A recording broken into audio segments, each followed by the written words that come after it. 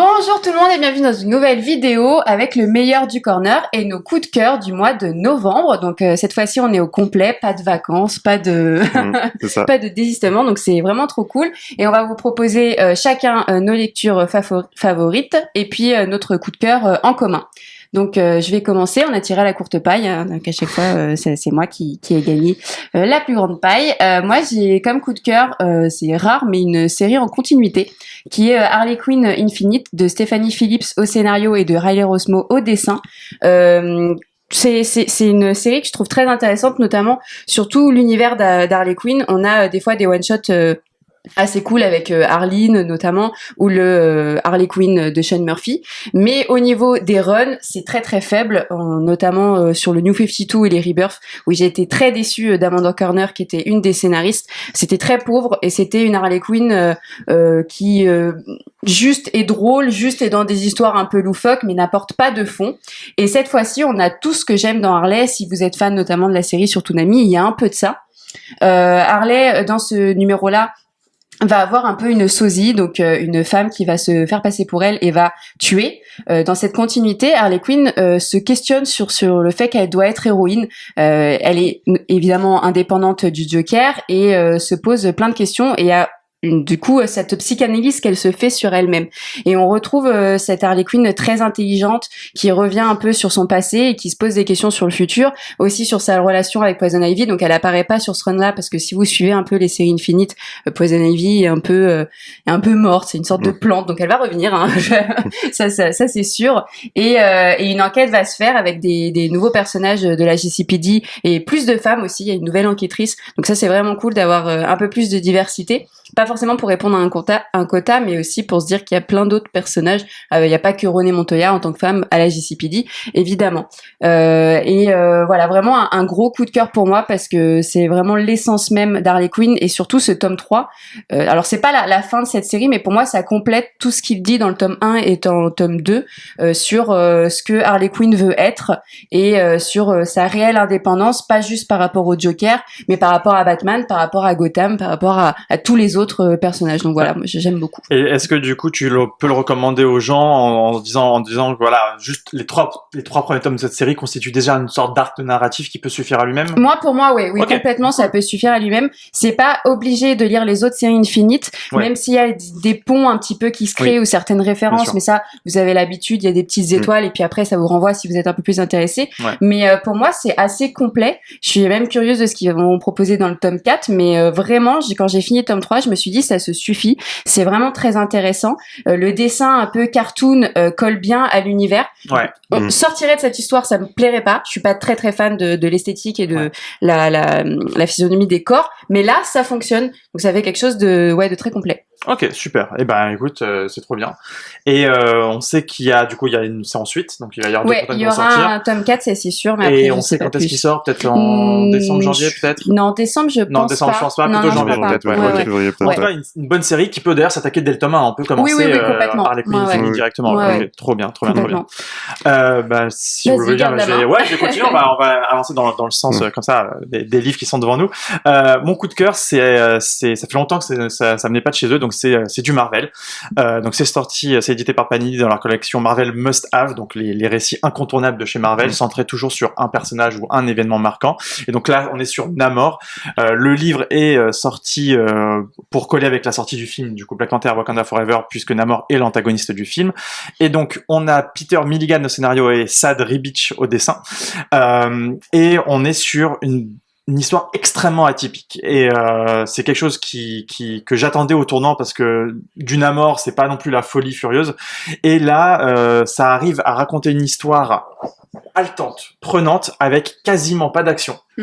Quasiment pas quasiment pas de monstres gigantesques, de vagues qui va submerger une grande ville, de failles sous-marines, de volcans, de créatures. Voilà, c'est un récit à la limite de l'histoire d'horreur, limite. Et on est sur quelque chose de très très très humain et mais côté vraiment humain, vraiment des choses, puisqu'en fait le scénario en deux mots c'est un scientifique, ou en tout cas un scientifique documentaliste qui a comme créneau de démonter les mythes et légendes, donc une sorte de mythbuster de l'époque, quoi, des années 40, 50, on est dans cette période-là, je crois, des années 50. Donc il va démontrer que le Bigfoot n'existe pas, que telle et telle créature mythologique ne sont en fait que des inventions ou simplement des choses réelles qu'on peut facilement expliquer par la science. C'est un scientifique qui prône la raison, quoi. Voilà. C'est ça. Donc il est pas là pour retirer les rêves aux gens, mais juste pour dire arrêtez d'avoir peur. Ces choses qui vous font peur ne sont en fait que des fantasmes. Et on lui donne le défi de prouver que l'Atlantide, donc qu'un peuple humanoïde vivant sous l'eau et qu'évidemment leur leader Namor n'est que pareil fiction. Et donc il ne peut pas s'empêcher de relever le défi. Et il va donc il va être financé, il va monter dans un sous-marin et partir à la recherche de cette supposé homme. Mi-homme, mi-Atlante. Et évidemment, pour tout lecteur de Marvel, sait que Namor existe. Et on sait aussi que ce récit est canon, c'est-à-dire qu'en fait, il se passe dans l'univers principal Marvel, donc il n'y a aucune raison de penser que Namor n'apparaîtra pas. Et la grande force de l'auteur et du dessinateur, c'est de tisser petit à petit le doute dans l'esprit du scientifique qui commence de plus en plus à se dire mais il y a peut-être quelque chose, mais je vais quand même essayer d'expliquer avec rationalité, mais même aussi au bout d'un moment sa raison elle-même devient folle par rapport à la réalité. De jouer sur l'attente aussi, parce qu'on attend de le voir, mais on le voit pas. Et on voit que des silhouettes, on voit des choses comme ça, des choses qui seraient impossibles à voir en film, parce qu'un budget film, ça coûterait une fortune à faire. Et évidemment qu'on a envie que la créature qui est là, donc Namor, apparaisse le plus vite possible, sinon on est déçu, quoi. Là, ça prend son temps, parce que c'est le format qui le permet, et c'est là, pour une fois, on voit la force que peut avoir une BD par rapport au cinéma, sur certains aspects, sur la dramaturgie que ça peut apporter, parce que là, c'est vraiment en tension, ça prend du temps, même si la BD est pas très longue, hein, ça se lit assez vite, et on passe un moment vraiment planant. Enfin, c'est vraiment remarquable dans la façon dont c'est raconté. Moi, ça me fait un peu penser à du côté de chez DC, Batman, créature de la nuit, où finalement il n'y a pas vraiment une histoire de Batman. Batman est un peu une ombre qui est quelque chose d'effrayant, qui surplombe un peu un petit garçon dans une réalité un peu alternative. Et là, c'est un peu ça. On joue vraiment sur les ombres, sur les passages qu'on peut avoir. Il y a un côté très c'est très tendu à la lecture, je trouve. Ouais, exactement. Mais avec à ceci près que Namor je pense pas que quelqu'un qui n'ait jamais lu du Namor devrait commencer par ça. Je pense. Même si en vrai, pourquoi pas. Hein. C'est possible. En fait, c'est possible. Sauf que si quelqu'un se dit, je veux lire un Namor classique, genre j'ai envie de lire du Namor, à quoi ça ressemble Namor. Non, même une histoire de super-héros classique, parce que finalement, là, on n'a pas de grands antagonistes, on n'a pas de grosses bagarres. C'est ça. Par contre, l'aspect roman graphique qu'essaye d'amener avec succès les auteurs est vraiment très présent, quoi. C'est vraiment, on est sur un récit. En comparaison, moi, je suis un archi fan de Moby Dick. Voilà, par Melville. Pour moi, un archi classique que tout le monde devrait avoir lu. Il y a ce côté-là, il y a ce côté, on cherche une créature mythologique. Bon, alors c'est pas vraiment la même chose, mais en gros, il y a ce côté, voilà, on va aller se mettre en danger soi-même juste pour prouver qu'on a raison, quoi. Et donc là, c'est pas prouver que ça existe. C'est prouver que ça existe pas. Ce qui est l'opposé, quoi. Ce qui est clairement l'opposé. Et surtout qu'en plus, on a le journal de bord, il y a plein d'éléments, il y a même des éléments d'aliens limite avec ce côté enfermement, on est sous l'eau, donc pareil, pas de contact avec l'extérieur, les gens qui disparaissent mystérieusement, enfin là, il y a tous ces éléments-là qui en font vraiment un récit d'exception. Franchement, bravo Panini d'avoir eu cette idée de rééditer cette histoire pour la sortie de Black Panther, qui en fait des caisses au niveau des effets spéciaux, ils ont raison de le faire pour les films, mais qui arrive à prendre le contre-coup de la sobriété avec ce Namor. Et ça confirme Esad Ribic comme étant un des auteurs, enfin des dessinateurs majeurs de chez Marvel en ce moment. Je me dis que ça valait même pas le coup de m'arrêter sur ça, mais oui, mais là, c'est évidemment lui qui fait aussi la couverture, hein, mais vous voyez le sens de la mise en scène, le coup de pinceau. C'est un artiste complet enfin, chaque planche est juste. C'est trop beau. Voilà. Chaque planche mériterait d'être encadrée si vous aimez tant soit peu les tons de bleu et de vert quand on est sous l'eau. Qui est aussi sur l'œuvre Silver Surfer Requiem, qui est vraiment magnifique aussi, qui est un de mes préférés. Et du coup, Marceau, c'est à toi. Et là, on s'attaque à un plus gros morceau. C'est ça, oui. Qui a survécu au café. On va vérifier. Mais du coup, oui, j'ai choisi Seven to Eternity de Rick Remender, scénarisé par Rick Remender et dessiné par Jérôme Opeña. Et du coup, c'est une édition en intégrale que Urban nous a sorti dans le format dont on commence à s'habituer. Le même format que Paper Girls? Le même crois, format Entre autres, oui, que Pepper Girls, que Descender, Ok. que plein de trucs, ouais. Et oui, du coup, c'était sorti en 5 tomes, il me semble, à l'époque en 4 tomes. 4 tomes en 4 petit, tomes, ouais.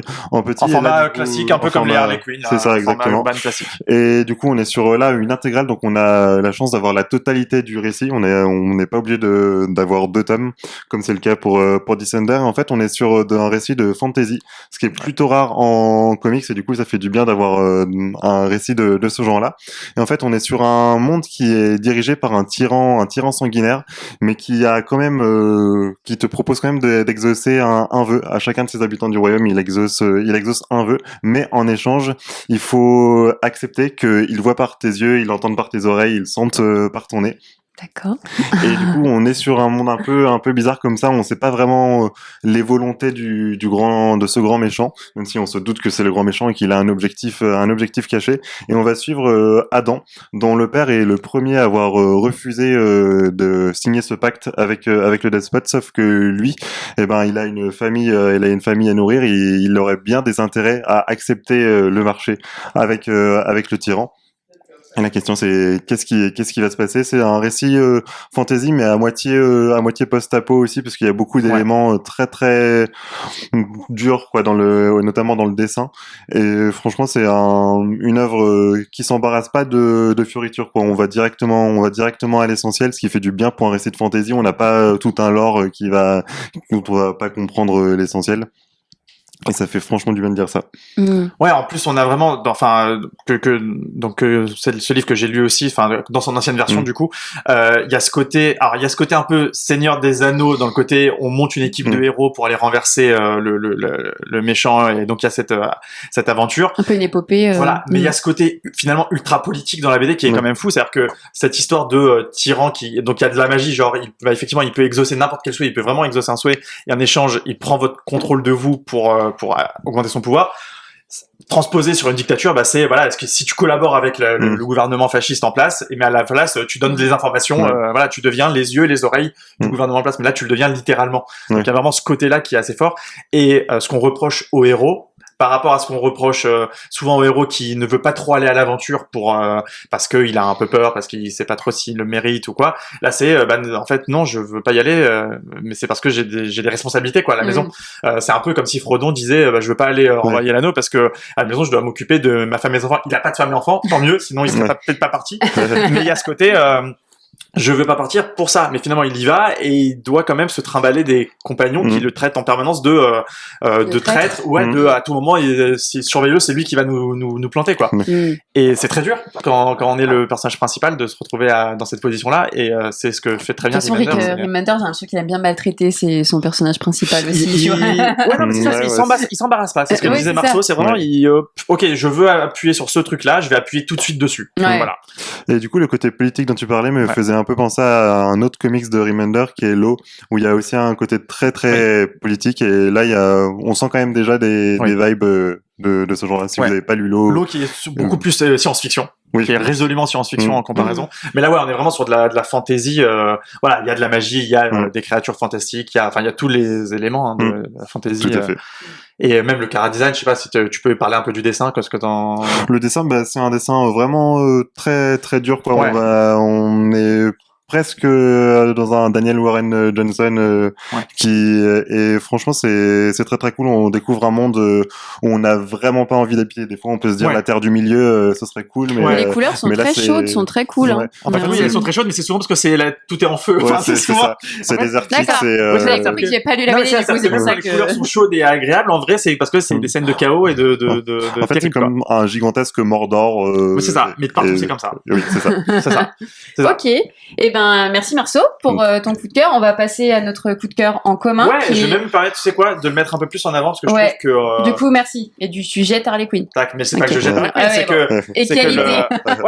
Si c'est notre coup de cœur en commun, autant qu'il soit un peu la star de cet instant-là. Primordial, Jeff Lemire qui revient. Donc vous avez remarqué peut-être à force de me suivre sur les vidéos qu'il y a certains scénaristes qui ont tendance à revenir. En fait, un peu quoi. Non mais de toute façon, c'est une émission qui s'appelle le coup de cœur. Coup de cœur, il y a forcément un côté subjectif, c'est ce qui nous plaît. Oui, non mais donc ça montre qu'on est assez cohérent en C'est tout ça. cas, qu'on ne fait C'est pas, on fait difficilement Et des au infidélités. dessin, Andrea Sorrentino, voilà, Ouais, je n'ai voilà, pas donc, mâché son nom. Qui veut du coup faire un peu le synopsis? Je veux bien, Vas-y. avec plaisir, parce que Jeff Lemire est pour le coup littéralement mon auteur préféré, donc en comics, donc voilà, je me permets. Donc déjà juste pour un petit mot, Lemire et Sorrentino, on les a déjà vus à l'œuvre, notamment sur un Joker.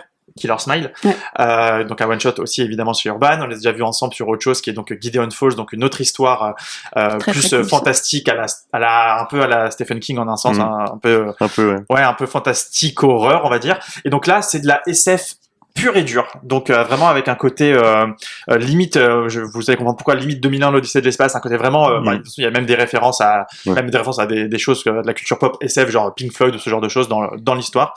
Donc l'histoire se passe pendant la conquête spatiale, donc en pleine guerre froide, et en fait on a les deux camps évidemment qui s'opposent dans cette guerre, donc les États-Unis et la Russie, avec les deux qui montent leurs projets spatiaux et qui vont avoir plus ou moins la même idée, qui est d'envoyer des premiers vols habités, en commençant évidemment par des animaux plutôt que par des humains. Donc les Russes, on le sait, ont envoyé une chienne qui s'appelle Laika, et les Américains ont par la suite envoyé 2 singes dans l'espace. Et dans la vraie vie, donc dans notre monde, ces animaux ont connu une fin tragique, même s'ils ont été élevés au nom de héros de la patrie. Mais dans l'histoire proposée par Lemire, en fait, ces animaux ont mystérieusement disparu. Et donc on va suivre 2 personnes, donc un personnage donc côté américain et un autre côté russe, qui vont enquêter sur cette mystérieuse disparition, essayer du coup de remonter dans les d'anciens documents de la guerre froide, etc. Moi, c'est surtout que la disparition est un peu cachée du gouvernement. Elle est voilà. Mais et du coup au début on se dit c'est peut-être juste camouflé parce que c'est un échec. Donc est-ce que on couvre pas simplement un échec parce qu'on est en guerre, même si c'est une guerre froide, ça reste la guerre, ou est-ce qu'il y a autre chose? Et donc évidemment on va découvrir des choses, ce qui s'est passé, ce qui est arrivé à ces animaux dans l'espace. Donc sans en dire plus à ce qui leur est arrivé, je pense que vous commencez à vous douter de ce qui a pu se passer dans l'espace à ces animaux. Mais du coup, voilà, on est sur un récit vraiment très je vais me paraître très lunaire déjà, parce que déjà il y a beaucoup de cases qui sont juste des grands aplats, donc ce qu'on appelle dans le jargon des splash pages, donc des pages en pleine page, voire limite des fois des doubles pages, sans bulles, sans rien. Il y a juste un paysage vraiment qui nous saute au visage. Globalement, il y a peu de texte. Il y a peu de texte, notamment parce qu'on a beaucoup de passages qui sont côté animaux, donc qui ont des moyens limités de communiquer par rapport à la partie humaine. On a même un côté, pour ceux qui l'ont lu, de Nous trois de Grant Morrison. Dans ce côté très du coup très anthropomorphe pour les personnages animaux, on arrive à se prendre d'affection pour eux, se demander quel est leur destin finalement, ces 3 animaux perdus dans l'espace, et on est vraiment sur un récit qui ne livre pas toute son histoire, c'est-à-dire qu'il y a beaucoup de choses qui sont laissées en suspens, à nous de les interpréter, à nous de nous faire notre propre lecture vraiment de cette BD. Je pense qu'il faut la lire au moins 2 fois vraiment pour au moins 2 fois. Mais même comme ça, j'ai l'impression que finalement toi tu vas avoir une certaine lecture et moi aussi, et que la fin est propre à chacun. Ça c'est pas mal intéressant pour débattre ensuite avec les audiences. D'ailleurs, je peux vous passer la main, mais je pense que c'est même pour ça que c'est notre coup de cœur commun, c'est-à-dire que on arrive chacun à avoir une lecture qui nous est propre et à en être satisfait. C'est ça qui est fort avec cette BD. Je sais pas si vous voulez me dire un petit peu vous, évidemment sans rentrer dans le détail, mais juste après la lecture, quoi, vous en avez ressenti quoi? C'est marrant parce que tu l'as comparé du coup à 2001, mais je trouvais que oui, ça faisait vraiment ça, dans le sens où des fois le comics essaye volontairement de te perdre, de te dire mais qu'est-ce que je suis en train de lire là. Et ce qui est cool aussi, c'est un récit vraiment efficace. Pour Jeff Lemire, c'est relativement court, on a l'habitude de séries plus longues, et là ça prouve aussi qu'il sait y aller efficacement, quoi, parce que pareil que Seven to Eternity, on s'embarrasse pas de Fury, on rentre directement dans le vif du sujet, et en même temps il se permet d'explorer des pistes un peu pas vraiment philosophique, parce que on se pose pas ce genre de questions en lisant le comics, mais vraiment on se demande qu'est-ce qu'on est en train de lire, qu'est-ce que l'auteur essaye de nous dire, et oui, c'est clair que la subjectivité a beaucoup sa place là-dedans. Moi, ce que j'ai bien aimé, c'est qu'on a une double histoire, donc on a le côté humain avec une enquête, et essayer de comprendre un peu les cachotteries du gouvernement, et d'avoir un peu une autre lecture de la guerre, du point de vue de 2 personnes voilà, qui ne sont pas soldats, qui ne sont pas politiciens, mais qui veulent juste retrouver les animaux, dont la Russe qui finalement a un lien très fort avec Laika. Ouais. Donc la chienne, parce qu'elle l'a recueilli plus jeune et qu'elle a suivi un peu sa formation jusqu'à ce que la chienne parte en conquête spatiale. Et donc il y a aussi ce côté relation humaine entre le chien et l'homme qui est assez belle, qui est pas développée du côté des primates, mais c'est pas forcément pareil. Et on comprend aussi que les primates ont été mis en esclavage un petit peu, qu'ils ont subi des choses très violentes. C'est la réalité de comment sont obtenus les. Et ça, je trouve ça bien aussi qu'il y a ce point de vue-là et que les animaux aussi en souffrent et qu'il y a toute une partie, sans spoiler, mais qu'ils se communiquent un petit peu, qu'on sent que Laika, elle, veut revenir sur Terre et que les primates non. Et donc je trouve ça bien d'avoir mis aussi un point de vue des animaux qui sont souvent oubliés, avec un côté hyper contemplatif, parce que voilà, on peut pas les faire parler beaucoup parce que ils sont pas censés communiquer. Donc il y a vraiment beaucoup de mouvements autour d'eux, et ensuite il y a une sorte de coupe où avec le côté humain, on est sur l'enquête, on est sur beaucoup de dialogues et hop, on repart comme ça. Il y a une sorte de jonglage qui fonctionne très bien, je trouve. Ouais, tout à fait. Voilà, c'est bouche bée. Voilà, j'ai terminé.